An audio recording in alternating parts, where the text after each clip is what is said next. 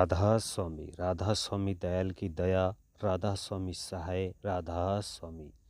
प्यारे सत्संगी भाइयों बहनों, हुजूर महाराज जी ने संगत पर अपार दया करते हुए अपने सत्संगों से चयनित इन साखियों का संकलन पुस्तक के रूप में तैयार करवाया है। आशा है कि आध्यात्म प्रेमी इसे पढ़कर सुनकर लाभान्वित होंगे। सो किस तरह फरमाते हैं महाराज जी, सुनिए। रामचरित्र मानस के उत्तर कांड में काकभूषणी जी गरुड़ जी को गुरु की महिमा का वर्णन करते हुए कहते हैं कि पूर्व के किसी कल्प में मेरा जन्म अयोध्या में हुआ था। मैं जाति से शूद्र था। एक बार अयोध्या में अकाल पड़ गया। अकाल के कारण मैं अपनी जन्मभूमि अयोध्या को छोड़कर उज्जैन चला गया। वहाँ भगवान शंकर का एक मंदिर था जिसमें एक त्यागी, धर्मात्मा और शीलवंत ब्राह्मण रहता था।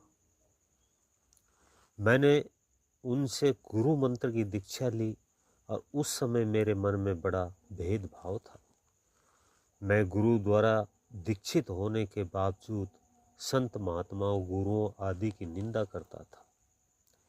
भगवान विष्णु तथा राम और कृष्ण से मैं द्वेष रखता था। मेरे गुरुदेव सच्चे संत थे। मेरी इस द्वेष बुद्धि से उन्हें खेद होता था। मेरे कल्याण हेतु वे मुझे बार बार समझाते थे कि तुम द्वेष का परित्याग कर दो। हरिजन और हर में कोई बुद्धि भेद नहीं होता और किसी की निंदा करना बड़ा भारी अपराध है। इससे जीव का पतन होता है। परंतु मैं अहंकार के कारण गुरु की बातों पर ध्यान नहीं देता था, बल्कि उनका उल्लंघन करता था। मैं गर्व से चूर होकर गुरुदेव की उपेक्षा करने लगा। एक दिन मैं मंदिर में बैठा था, गुरु मंत्र का जाप कर रहा था। उसी समय मेरे गुरुदेव वहाँ आ गए। अहंकारवश मैंने उन्हें न तो प्रणाम किया और न ही उठकर खड़ा हुआ। शील स्वभाव से पूर्ण गुरुदेव को तो कुछ भी बुरा नहीं लगा, परंतु भगवान शंकर को मेरा ये अपराध सहन नहीं हुआ। उसी समय एक आकाशवाणी हुई कि हे दुष्ट, तूने गुरु का निरादर किया है। जा, मैं तुझे श्राप देता हूँ कि तू 1000 बार कीट पतंग आदि नीची योनियों में जन्म लेगा और नरकों में कष्ट भोगेगा। ये आकाशवाणी सुनकर मैं डर के मारे थर थर कांपने लगा और मेरी जुबान से एक शब्द भी नहीं निकला।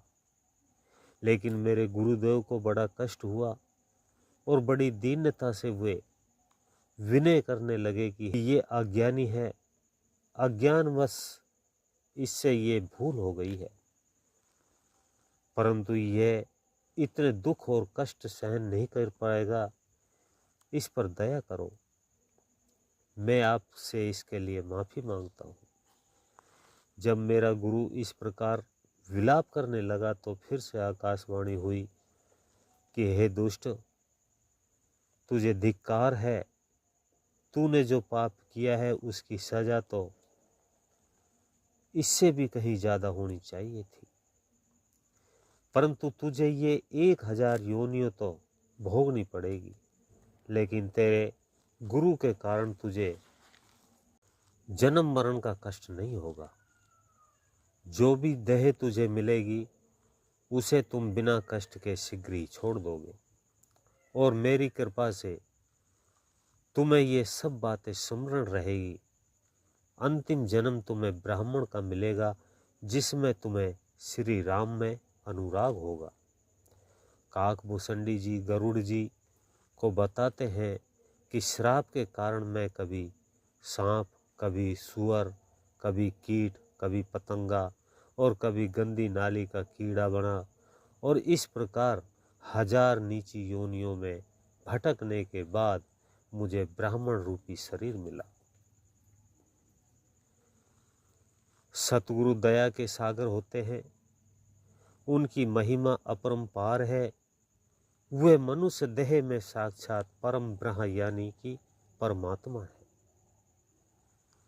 सहजोबाई कहती है कि हरि ने काम, क्रोध, लोभ, मोह और अहंकार रूपी 5 चोर मेरे पीछे लगा दिए, परंतु मेरे सतगुरु ने मुझे अनाथ समझकर इनसे छुड़ा लिया। हरि ने इस संसार में भेजकर कभी हमारी सुध बुध नहीं ली और अपना असली स्वरूप छुपा लिया, परंतु मेरे सतगुरु ने मुझ में ज्ञान का दीपक प्रज्वलित करके उस सार तत्व यानी कि परमात्मा से रूबरू करा दिया। सतगुरु का दर्जा सर्वोच्च है, क्योंकि उनका प्रत्येक वचन और कर्म स्वार्थ रहित हुए शिष्य के लिए हितकर होता है। राधा स्वामी। अभी आप सुन रहे थे परम संत सतगुरु कंवर साहिब महाराज जी का ये सत्संग।